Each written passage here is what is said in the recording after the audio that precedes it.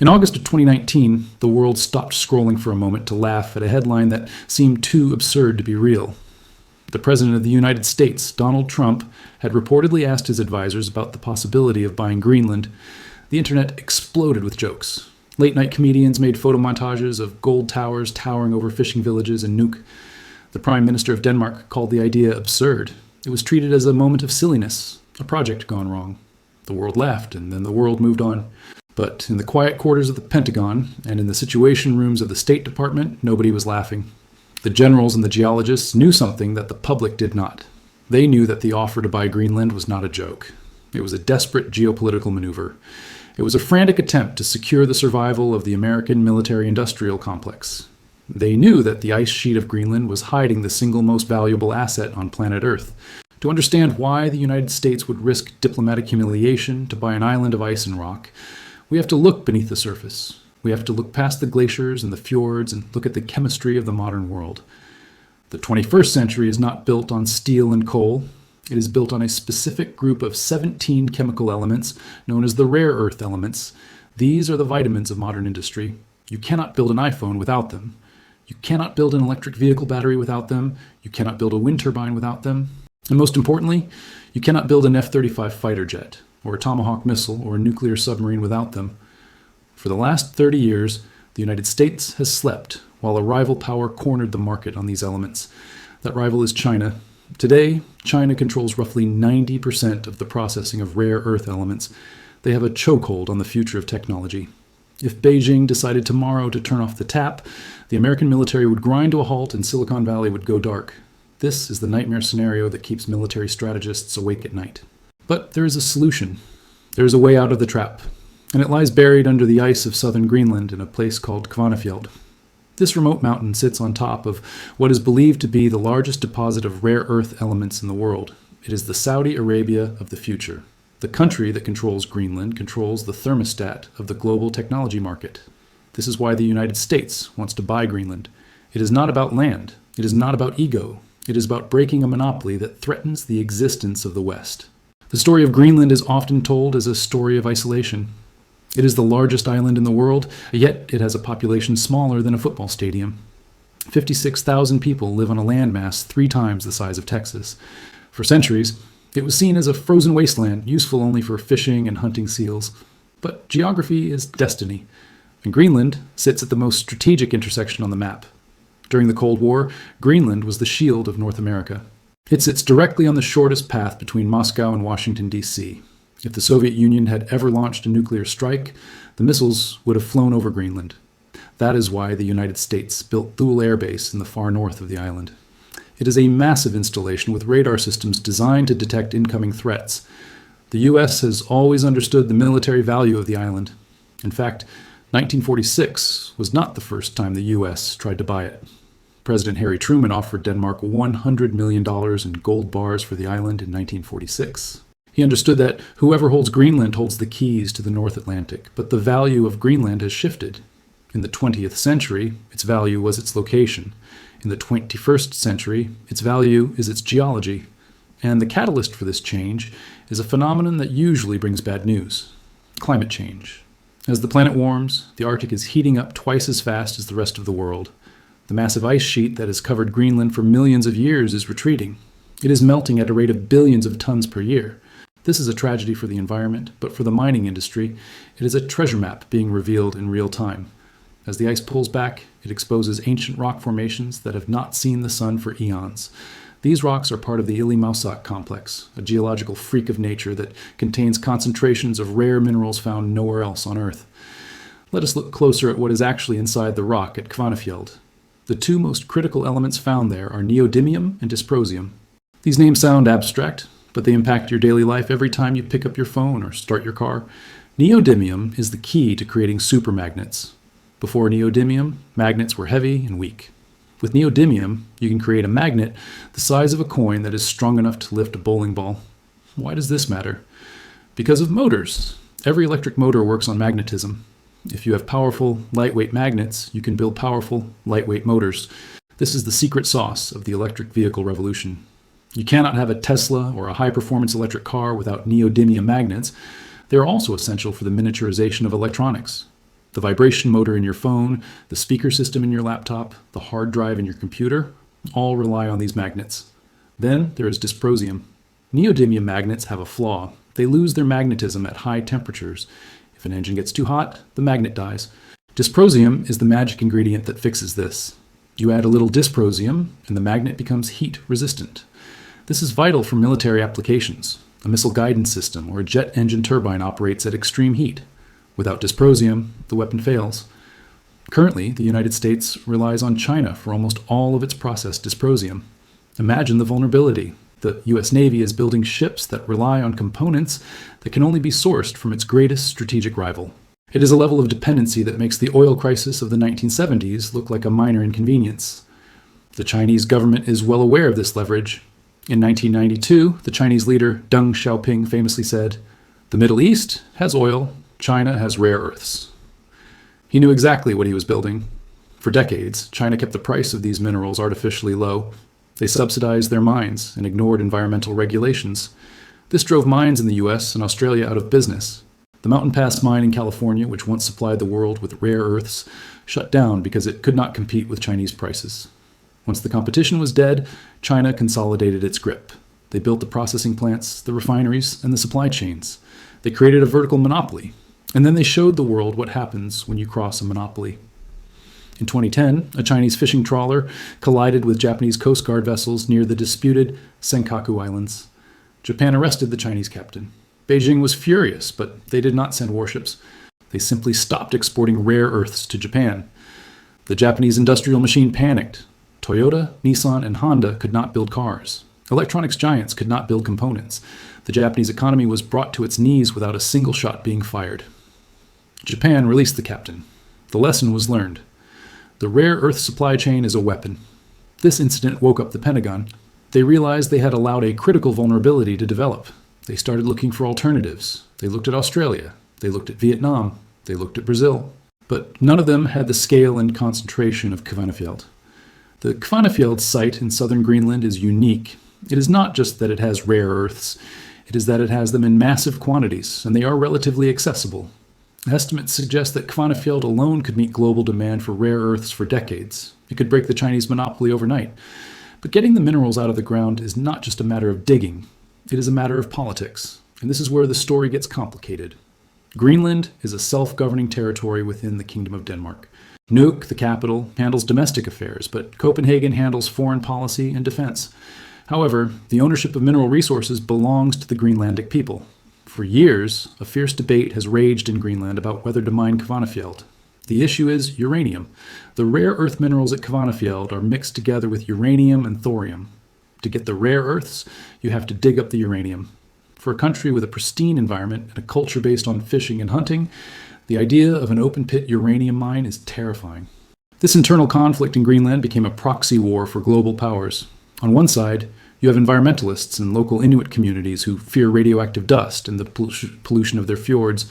On the other side, you have the pro-independence faction. Many Greenlanders dream of full independence from Denmark. Currently, Denmark subsidizes the Greenlandic economy with a block grant of hundreds of millions of dollars a year. Without that money, Greenland would go bankrupt. The pro-mining faction argues that the only way to achieve financial independence and become a sovereign nation is to sell the minerals. Into this delicate local debate stepped the Chinese. A Chinese company called Shenghe Resources bought a stake in the Australian company that held the license to mine Kvanefjeld. This set off alarm bells in Washington. It looked like China was about to do to Greenland what it had done to Africa: buy the infrastructure, bribe the elite, and lock up the resources. If a Chinese-influenced company controlled Kvanefjeld, the Chinese monopoly would remain intact. They would simply own the alternative supply as well. This was the context of Donald Trump's offer. It was a clumsy signal that the U.S. would not let Greenland fall into Beijing's orbit. The State Department opened a consulate in Nuuk for the first time in decades. They started offering aid packages. They sent high-level delegations to court the Greenlandic government. It was a charm offensive designed to counter Chinese influence. But the Russians are also watching. As the ice melts, new shipping lanes are opening up in the Arctic. The Northern Sea route along the coast of Russia cuts the travel time between Europe and Asia by 40% compared to the Suez Canal. Greenland sits at the gateway to these new lanes. Russia has been militarizing its Arctic coast, building new bases and refurbishing old Soviet ones. They see the Arctic as their future economic engine. So you have three superpowers circling this island of 56,000 people. You have the environmental tragedy of the melting ice, revealing the economic prize of the century. And you have a local population caught in the middle, trying to decide whether to sell their birthright for independence or protect their land and remain dependent on Denmark. The geology of Kvanefjeld is complex. The rock is called Lujavrite. It is a beautiful dark stone with glowing crystals embedded in it, but extracting the elements requires chemical leaching. It produces massive amounts of tailings or waste rock. In a place like Greenland, where the wind howls at 100 miles an hour and the ecosystems are fragile, containing that waste is a nightmare engineering challenge. But the US military looks at the F-35 program and does not see the waste rock. They see the guidance systems. An F-35 contains nearly 1,000 pounds of rare earth materials. The targeting lasers, the radar arrays, the communication equipment, and the stealth coating all require these elements. The electric actuators that move the flaps on the wings use neodymium magnets. Without these elements, the F-35 is just a very expensive paperweight. The dependency extends to the space race. Satellites require samarium cobalt magnets to function in the cold vacuum of space. The Mars rovers run on nuclear batteries fueled by plutonium, but their motors and sensors run on rare earths. If the West wants to maintain its edge in space, it needs Greenland. The narrative of the laughable purchase offer hid the deadly seriousness of the situation. The United States cannot afford to lose the Arctic. It cannot afford to let China consolidate the resources of the future. The 21st century will be defined by the transition to green energy. Wind turbines require massive amounts of dysprosium and neodymium for their generators. A single large wind turbine can contain hundreds of pounds of rare earths. As the world transitions away from fossil fuels, the demand for these elements is predicted to explode by 500 or 600%. China knows this. Their strategy is called Made in China 2025. Their goal is to dominate the high-tech industries of the future. They do not just want to sell the raw minerals. They want to sell the finished batteries, the finished electric cars, the finished robots. They want to move up the value chain. To do that, they need to control the raw materials. Kvanefjeld is the only rock big enough to stand in their way. It is the only deposit that can balance the scales. That is why the diplomats are flying to Nuuk. That is why the geological surveys are being funded by Western governments. That is why Greenland is the most important piece of real estate in the world. As we end the first part of this deep dive, we see the board is set. The ice is melting. The treasure is revealed. The superpowers are moving their pieces. But the game is not just about geology. It is about people. It is about the 56,000 Greenlanders who have to vote on the future of their island. In the second part, we will go onto the ground in Greenland. We will look at the specific companies fighting for the rights. We will look at the political earthquake that happened in the 2021 elections. And we will see how the US military is quietly preparing for a Cold War in the coldest place on Earth. The wind in Narsak is not like the wind anywhere else. It screams down from the ice sheet, carrying the bite of thousands of years of frozen history. Narsak is a small town of about 1,500 people in southern Greenland. It sits at the foot of the Kvanefjeld mountain. For most of history, it was a quiet farming and fishing community, known for its colorful wooden houses and its sheep farms. But today, Narsak is the epicenter of a global geopolitical earthquake. The people of this small town are holding the future of the American military and the global green energy revolution in their hands. To understand the intensity of this battle, we have to look at the corporate war that has been waging silently for rights to the mountain. The company that held the license to mine Kvanefjeld for years was Greenland Minerals. On paper, it was an Australian company. But if you followed the money, you found yourself in Chengdu, China. The largest shareholder in Greenland Minerals was Shenghe Resources, a Chinese giant with close ties to the state. This terrified the strategists in Washington. It meant that even if the mine opened, the rare earths might still flow back to China for processing, maintaining the monopoly. The plan for the mine was massive. It would be an open-pit mine sitting on top of the mountain overlooking the town. It would involve crushing millions of tons of radioactive rock. The dust from the mine would blow directly over Narsak. The farmers feared their sheep would be poisoned. The fishermen feared the runoff would kill the shrimp and the whales in the fjord. The town was divided. Families stopped talking to each other. One side saw jobs and independence. The other side saw death and destruction. This local dispute exploded into a national crisis in 2021. The government of Greenland called a snap election. The entire election was fought on a single issue, the mine. The pro-mining party, Siumut, argued that the mine was the golden ticket.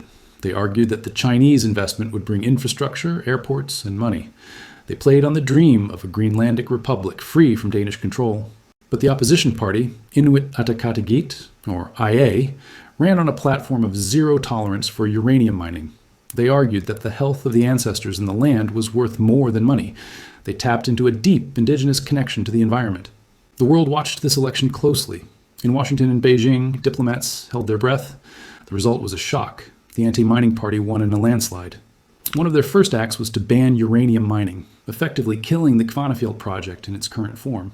Washington breathed a sigh of relief. The immediate threat of a Chinese-controlled uranium mine was gone, but the problem remained. The rare earths were still in the ground, and the West still needed them. This brings us to Plan B. If Kvanefjeld is politically toxic, where else can the U.S. look?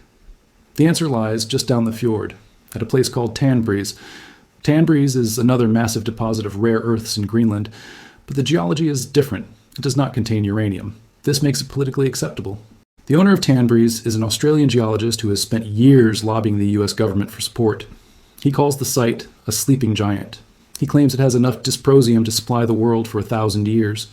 The U.S. government has quietly pivoted its support to projects like Tanbreeze. They are looking to create a supply chain that bypasses China completely. The plan is to mine the rocks in Greenland, ship them to processing plants in the United States or Canada, and turn them into magnets and factories in the West. It is a strategy of total decoupling. But building a supply chain from scratch is incredibly difficult. Processing rare earths is a dirty, complex business. You have to separate 17 different elements that are chemically almost identical. It requires massive amounts of acid and heat.